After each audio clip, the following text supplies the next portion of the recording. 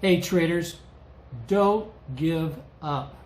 No matter how bad your 2022 was, it's time to realign and recenter your process and your routine for better results in 2023. And so today's session, I'm going to cover 6 steps you can take to make sure that your trading plan for 2023 is top shelf. This is Dennis, the Autopilot Trader. Welcome to this week's session of Trade Your Wealth and Financial Freedom. We've got a couple of great stocks to be talking about, plus an evaluation of where the indexes may be going. Basically started 2023 with the best first week of the year I have ever had.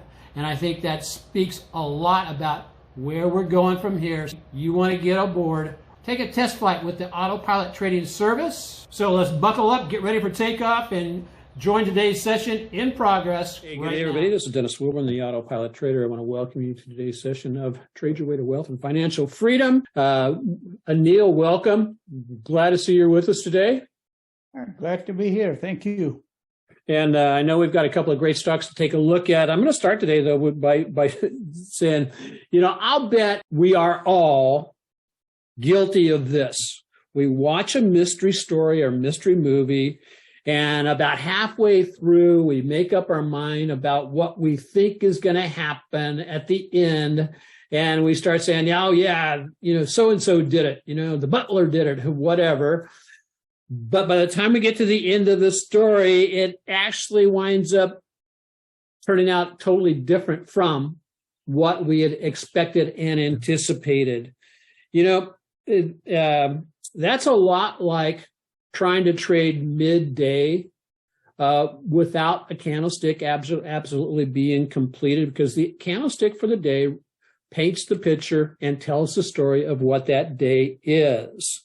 And so while it may be a lot of fun, I encourage people to wait for the final hour. Well, it might be really a lot of fun to sit there and guess what's going on with a mystery story or a mystery movie. The fact of it is when we're wild ass guessing what's going on before the market gets closer to the end of the day, it basically can cost us a lot of money trading. That you fall into that category of trying to guess where the market's going before having a real clue, you're in the right place today. Anil, do you ever stumble into that, trying to guess where you get in too early, or you're watching during the day and you're prompted to make a move into the market? Yes, I used to, but more and more I'm now doing it between 3 and 4 o'clock.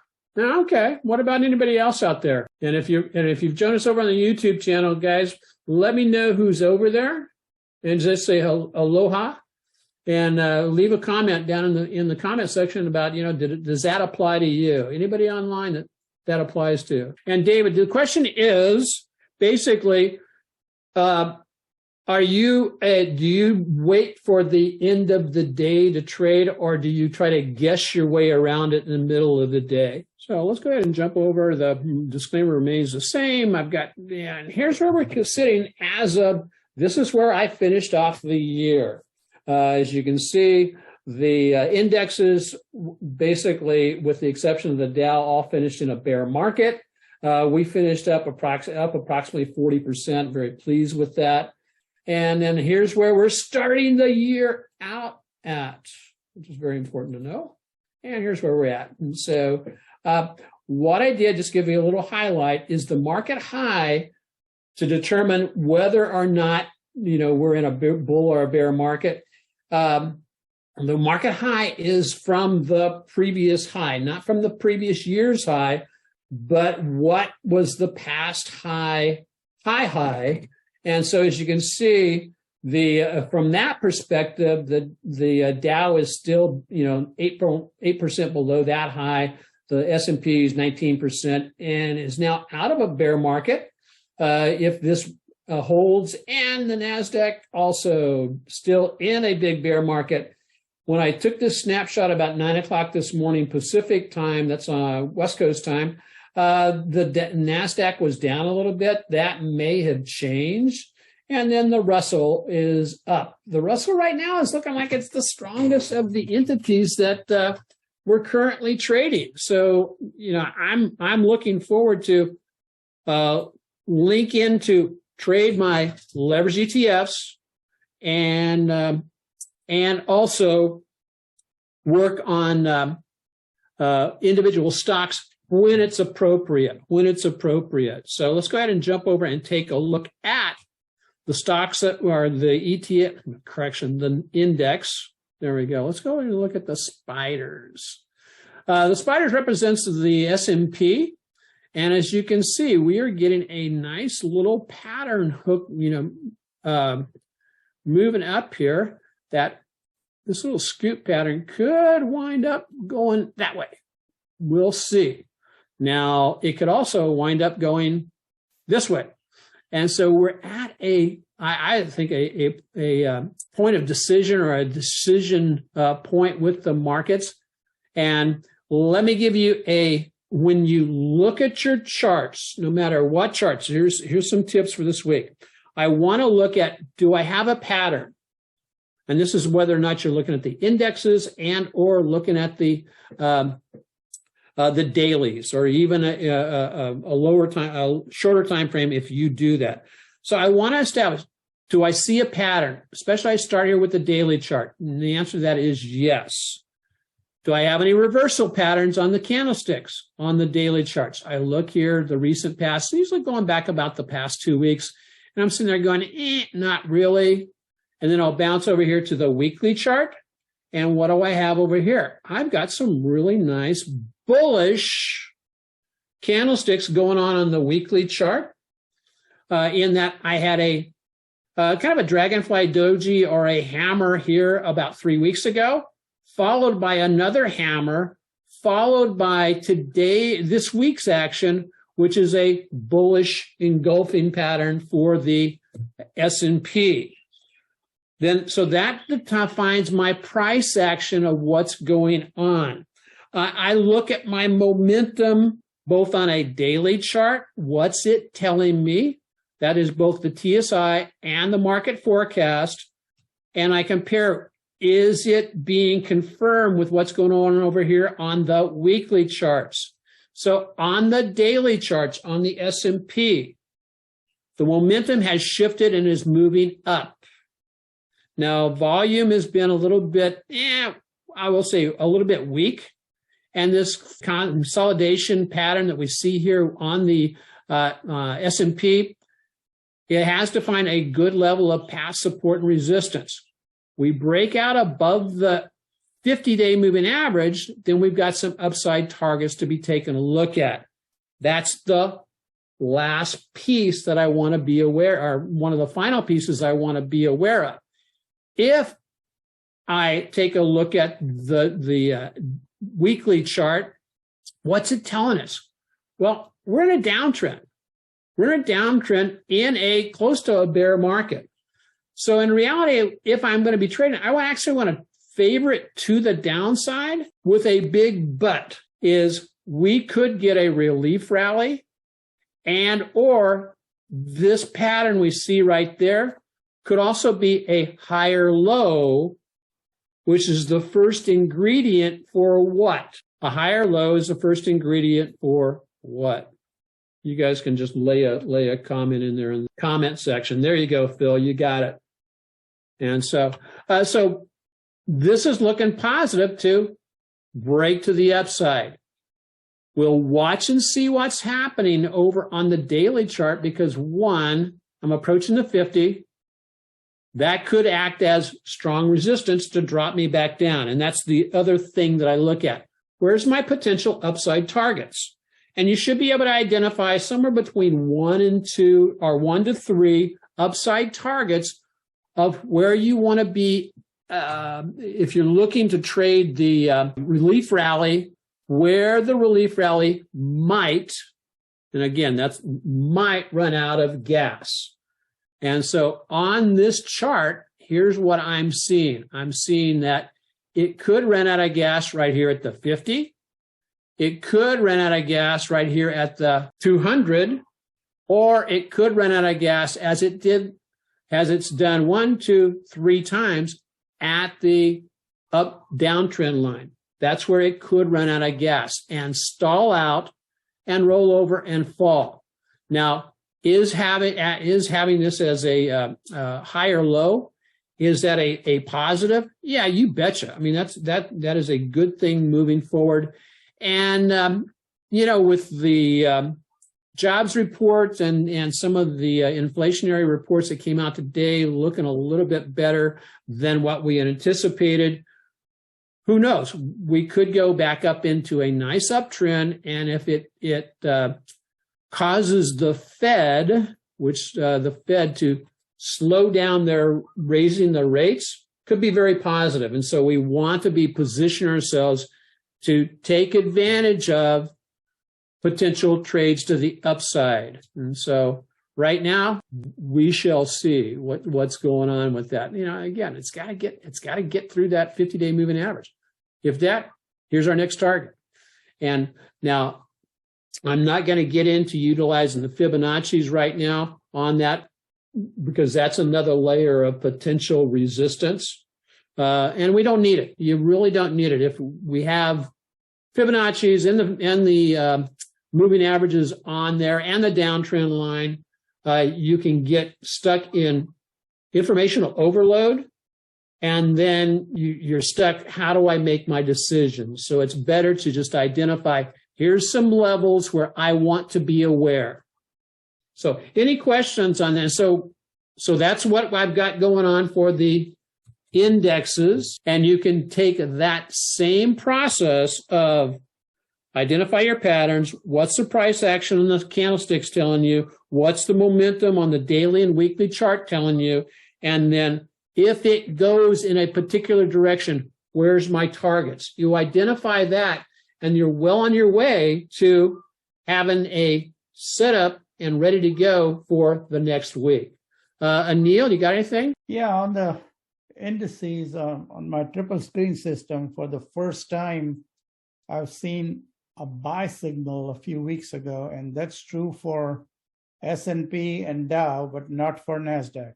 Okay. Yeah, I would, you got that several weeks ago. And you're going off a weekly chart, yeah? Or weekly. I'm looking at weekly chart, because yeah, the sell signal came way back in February, and that remained until now, just a few weeks ago. It turned around, and that buy signal has not gone away yet, so I'm hopeful.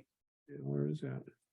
Yeah, because I had a sell signal that popped open the week of the 17th of January last year.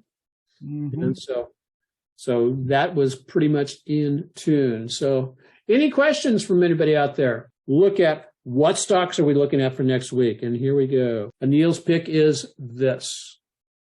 Deere. Tell us about Deere, if you would. It just came out pretty strong. High comp and everything. And again, I'm trying to combine the Chaikin system with mine, and it came out oversold with great money flow and great performance again, S&P. So it's very high rated. So that's the one I'm picking, but I'll wait till 3, and if I buy it, it'll be just 1/3 of the position right now, but just being cautious. I liked how you came up with the approach of going in a third, which makes a lot of sense when the market's in correction. And I compliment you, because there's a lot of wisdom that goes into that decision. So good job. Thank you. My pick for the week is this. I was a toss-up between a couple of them, and again, this is when I was checking this out earlier in the day. It's SMCI. What do I like about it? I like that it is breaking up off of the 50-day moving average. My momentum has shifted, and I'm starting to push up. My volume hasn't caught up quite yet, but we did get down, and it tested the 38 or the 618 retracement off the Fibonacci's. So it is giving us a nice, strong pattern. I would look at, if I were to jump in towards the end of the day, or even back here at the 8-day moving average, my stop loss would be probably below the 50 or below this candlestick right here, which would put me at about a 5% stop loss, or a little bit. Again, because I am in a market under correction, I would be doing a half position and then trying to build it into a full position as we went. The other thing I'll just show you really quick is, and I'm going to do I'm going to do a study and put it over on the YouTube channel on, I want to know, to explain why it's important to not trade junk. And the way you know you're not trading junk when it comes to a stock is you check out the, if you're not an IBD subscriber, you can set your own screens up to make sure that you're doing fundamentally strong stocks. And as you can see on SMCI, 99% composite rating. It's you go down here a little bit further. It's industry group is in the 14 out of 197, which is very strong. Relative strength 99. Accumulation distribution B, and I'll just flash Deere up here so you'll get an idea of what Anil's looking at also. There we go. Look at that. 99%. Top of the rating, 91% on the relative strength, and a B+ on the accumulation distribution. And then to give you a comparison on what you don't want to buy right now, take a look at Tesla. Composite rating 38. And it's a lot of things. When you go down here, there's some green, but there's a lot of red. So a big telltale sign is this.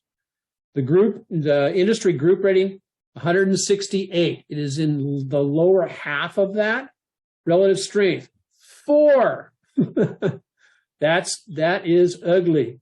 And accumulation distribution, D. That means more people are selling it than are buying it. So if you just take a look at the individual stocks, learn how to run it through a filter like this to say, yeah, I'm not going to buy that. Not only does it have an ugly chart, the fundamentals on it tell me why it has an ugly chart. So that's really good stuff. Okay, and Neil, that's let's go ahead and I like both the stocks we're using.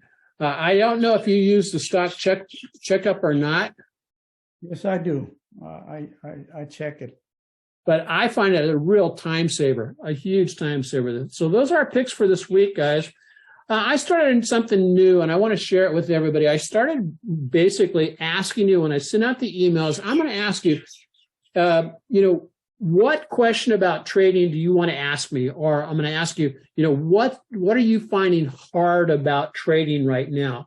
And I'll ask you, send me an email. I'll commit to you. I will either send you an email back with my answer, touting,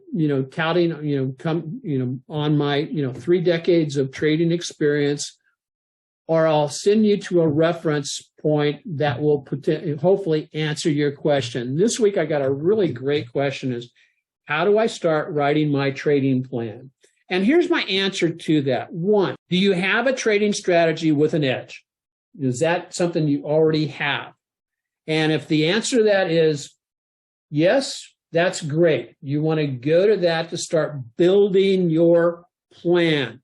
If you don't have a system with an edge, I'll put a link in the YouTube description. I'll send you a copy of my rules on one page that will hopefully help you get started, give you some ideas of how to get started. Writing your own rules or writing your own plan. So start with an outline, which should include these elements. Start with an outline, and then once you have your outline written in place, then you can start taking your time to write out the rest of your plan. 1, what? And basically this is, I want to define what kind of stocks and ETFs that I will trade. And that I want to make sure that my plan and my written rules say I want to seek proven quality. In other words, good fundamentals and or very strong the ETFs that we trade right now with the autopilot trading. 2, I wanted to find where to enter. Okay. And what will be my setup and triggers that will get me into a trade. I next want to define where I will exit. Now, the exit is defined by, you need two of them, at least two of them. One is, where am I going to get out if I'm wrong? And secondly, where am I going to start getting out if I'm right? What strategy will I use? Am I going to use a buy the stock, buy the ETF, or am I an option trader and want to buy the, do the options? Make up your mind on that. And then what to expect. What to expect is an expectation that you may have to work through. Like I know with my system, my expectancy is that I'm going to have a 65% win-loss ratio and turn around 40% per year. That's my objective, and that's what I geared my research to for my system. So you need to know what to expect. Identify and connect with a mentor.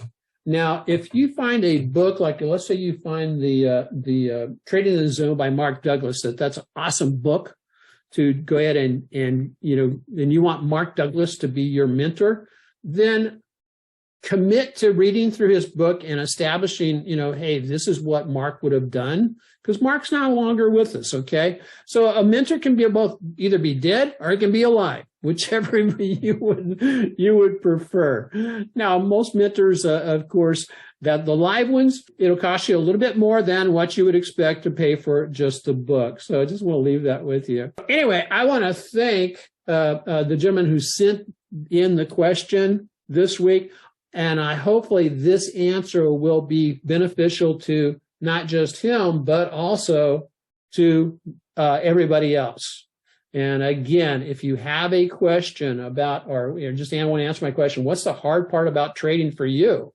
Just, send me a DM, send me an email. You know my email address. Neil, I have been following this process for years. And I know you probably followed something very similar.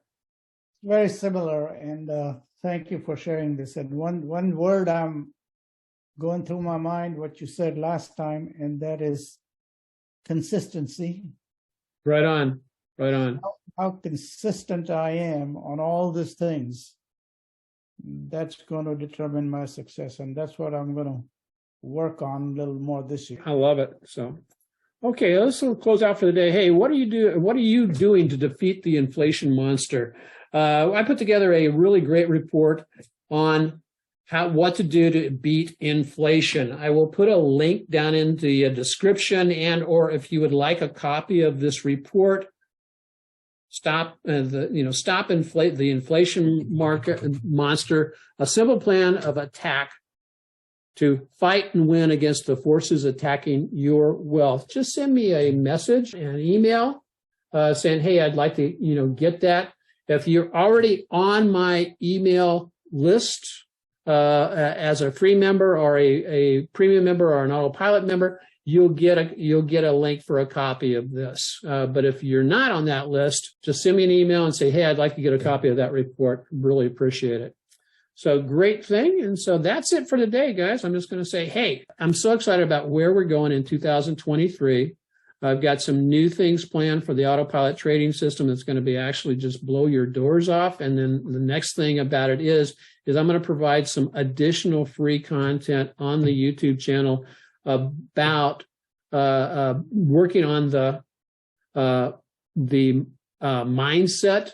Because what I'm finding is that if you're already trading a system that has a proven edge and you're not being as successful with it as you would want, there's one of two things that are happening. One is you're having some pilot error that you can correct, but also tied to that pilot error is some mental, your mental game may not be up to par, or a combination of both.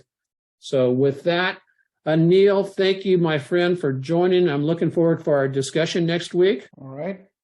Thank you. So everybody, have a great day. Aloha, and God bless everybody.